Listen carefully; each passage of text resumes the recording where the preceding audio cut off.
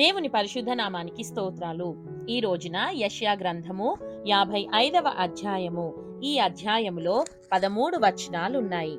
మొదటి వచనం: దప్పిగొనిన వారలారా నీళ్ల యొద్దకు రండి, రూకలు లేని వారలారా మీరు వచ్చి కొని భోజనము చేయుడి. రండి, రూకలు లేకపోయినను ఏమియూ నీయకయే ద్రాక్షారసమును పాలను కొనుడి. రెండవ వచనం: ఆహారము కాని దాని కొరకు మీరేల రూకలిచ్చెదరు? సంతుష్టి కలుగజేయని దాని కొరకు మీ కష్టార్జితమును ఎందుకు వ్యయపరిచెదరు? నా మాట జాగ్రత్తగా ఆలకించి మంచి పదార్థము భుజించుడి. మీ ప్రాణము సారమైన దాని యందు సుఖింపనీయుడి. మూడవ వచనం: చెవియొగ్గి నా యొద్దకు రండి, మీరు వినిన ఎడల మీరు బ్రతుకుదురు. నేను మీతో నిత్య నిబంధన చేసెదను, దావీదునకు చూపిన శాశ్వత కృపను మీకు చూపుదును. నాలుగవ వచనం: ఇదిగో జనములకు సాక్షిగా అతని నియమించితిని, జనములకు రాజుగాను అధిపతిగాను అతని నియమించితిని. ఐదవ వచనం: నీవెరుగని జనులను నీవు పిలిచెదవు, నిన్నెరుగని జనులు యెహోవా నిన్ను మహిమపరచగా చూచి నీ దేవుడైన యెహోవాను బట్టి, ఇశ్రాయేలు పరిశుద్ధ దేవుని బట్టి నీ యొద్దకు పరిగెత్తి వచ్చెదరు. ఆరవ వచనం: యెహోవా మీకు దొరకు కాలమునందు ఆయనను వెదకుడి, ఆయన సమీపములో ఉండగా ఆయనను వేడుకొనుడి. ఏడవ వచనం: భక్తిహీనులు తమ మార్గంను విడువవలెను, దుష్టులు తమ తలంపులను మానవలెను.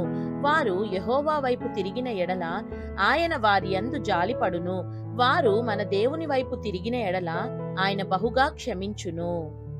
ఎనిమిదవ వచనం: నా తలంపులు మీ తలంపుల వంటివి కావు, మీ త్రోవలు నా త్రోవల వంటివి కావు. ఇదే యెహోవా వాక్కు. తొమ్మిదవ వచనం: ఆకాశములు భూమికి పైన ఎంత ఎత్తుగా ఉన్నవో మీ మార్గముల కంటే నా మార్గములు, మీ తలంపుల కంటే నా తలంపులు అంత ఎత్తుగా ఉన్నవి.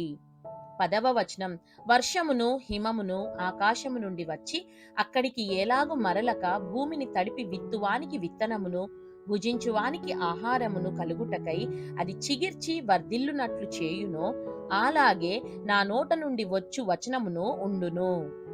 11వ వచనం: నిష్ఫలముగా నా యొద్దకు మరలక అది నాకు అనుకూలమైన దాన్ని నెరవేర్చును, నేను పంపిన కార్యమును సఫలము చేయును.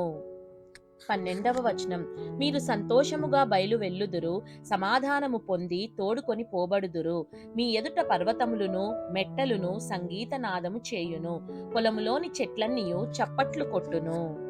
14వ వచనం: ముండ్ల చెట్లకు బదులుగా దేవదారు వృక్షములు మొలుచును, దురదగొండి చెట్లకు బదులుగా గొంజి వృక్షములు ఎదుగును. అది యెహోవాకు ఖ్యాతిగాను ఆయనకు కొట్టివేయబడని నిత్యమైన జ్ఞాపక సూచనగాను ఉండును. దేవుడు చదవబడిన పరిశుద్ధ వాక్యాన్ని మనందరి వినికిడిలో దీవించి మనల్ని ఆశీర్వదించునుగాక. ఆమేన్.